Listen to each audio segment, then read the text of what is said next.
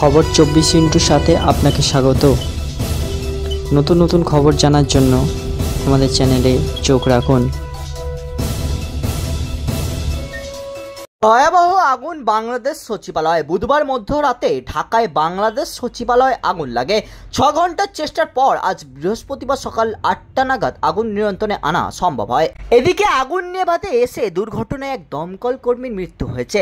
সরাসরি অগ্নিকাণ্ডে হতাহতের সংখ্যা এখনো জানা যায়নি। জানা গেছে বুধবার রাত 1:52 ফায়ার সার্ভিসের কাছে আগুন লাগার খবর আসে। সঙ্গে সঙ্গেই দমকল পৌঁছয়। প্রথমে দমকলের 8টি ইঞ্জিন এসেছিল, পরে আগুন নিয়ন্ত্রণের বাইরে চলে গেলে আরও দমকলের সংখ্যা বাড়ানো হয়। শেষ পর্যন্ত দমকলের 19টি ইঞ্জিন এসে 6 ঘন্টার চেষ্টায় আগুন নিয়ন্ত্রণে আনে।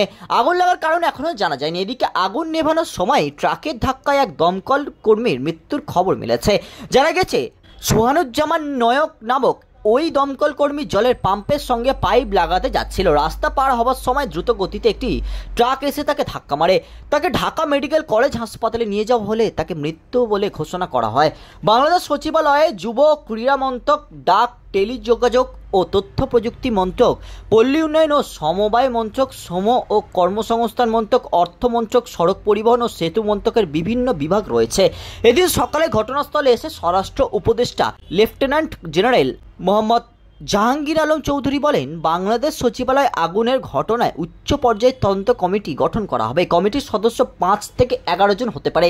আগুনের ঘটনায় নাশকতা থাকতে পারে কিনা এই সন্দেহ তৈরি হয়েছে। ব্যুরো রিপোর্ট, খবর 24/7।